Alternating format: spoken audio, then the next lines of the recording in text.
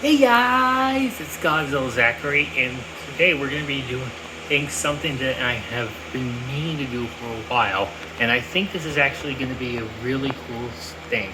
So why are we exactly focusing on the Pearl Grandfather clock? Well, here's the truth, everybody. I am going to be doing a full in-depth tour on this clock because this is actually one of the most popular clocks in my shop, and I feel like it's time I make a video on it. So let's get right into it.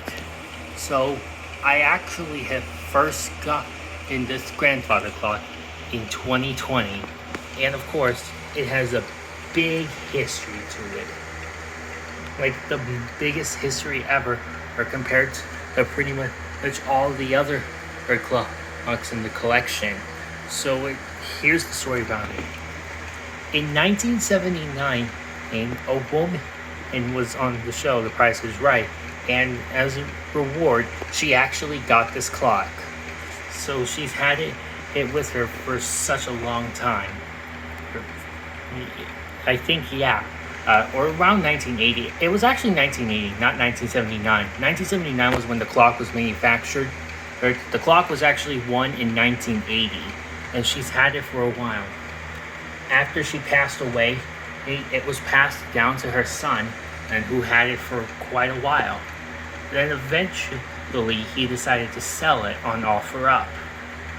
And then sometime in 2020, when I was graduating high school, I actually have been wanting a grandfather clock for a while.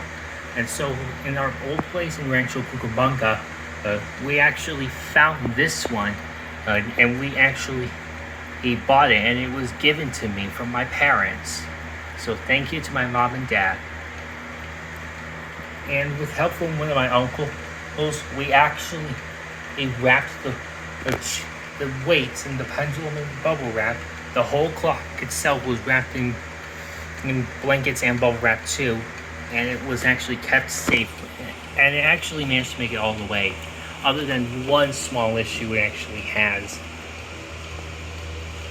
I don't know if you can tell that well, but up there it's actually a crack. The wood unfortunately cracked for some reason, and because it was actually transported in our pickup truck. So that's a bit of a mistake, but it actually did not harm it too much. So then we brought it back to the old house. We then noticed it was filthy. It was covered in so much dust. Like there was dust all over the glass here, and just pretty much like on the entire bottom. It was just disgusting. We took rags and stuff, left in some cleaning supplies. We cleaned up the case, and now it looks a lot better. Other than a couple parts of dust here in these corners, but there's nothing I can do about it. But pretty much the clock has been refreshed to its original appearance. But then afterwards, I started fiddling with it. And how did I fiddle with it?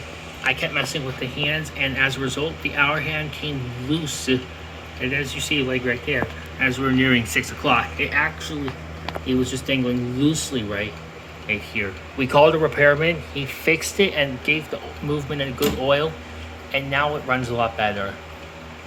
Then, and 3 years later, when moving here to Yucaipa, we actually did wrap it the same way, except the chains were not tied together. So as a result of that, as you guys may have seen in my shop updates, this chain here for the time side, it came undone. And so unfortunately it came undone, and then we had to work on fixing it. Luckily I was able to take the back off so we can glue the inside, and it actually worked out. And you're seeing letters here on these weights. That was so that way I would remember which weight goes on which hook.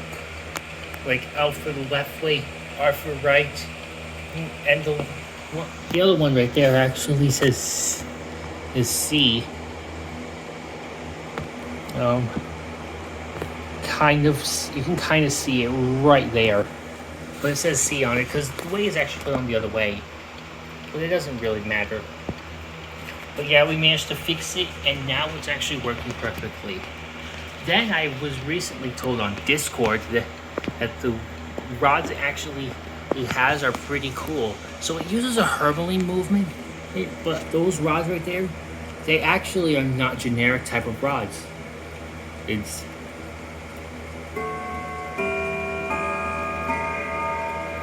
those rods are actually Ergo's rods. So this clock actually it uses Ergo's rods. So that's actually the full history of it. And down here I actually have this panel.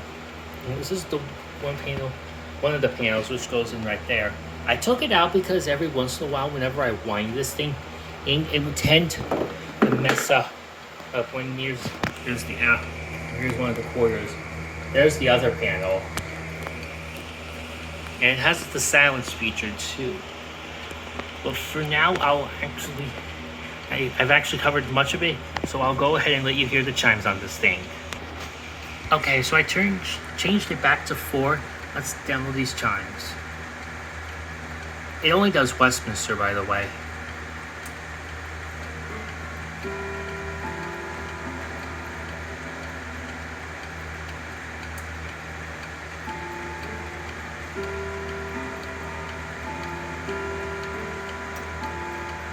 Before we finish the chimes, actually, you can see down there it actually has the original manual.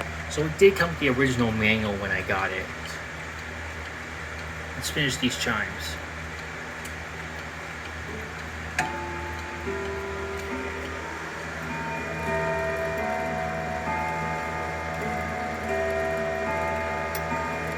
You can see what I mean with the fly fan moving thing, because when I wind it, sometimes it will jam it, and then it stops the chimes.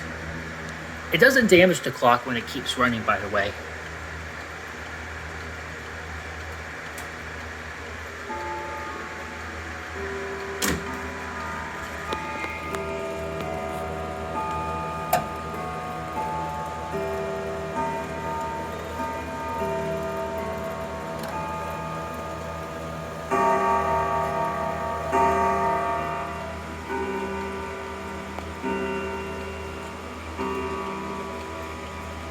So that's the full history of the Pearl Grandfather clock.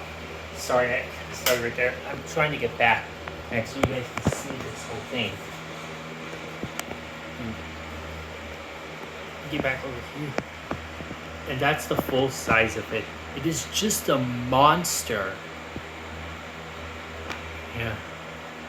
So that's the full history of my grandfather clock. Also, say hi to my Godzilla figure over here.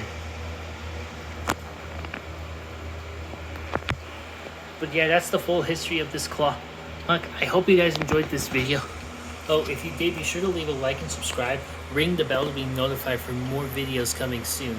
And I will see you guys in the next video. So long!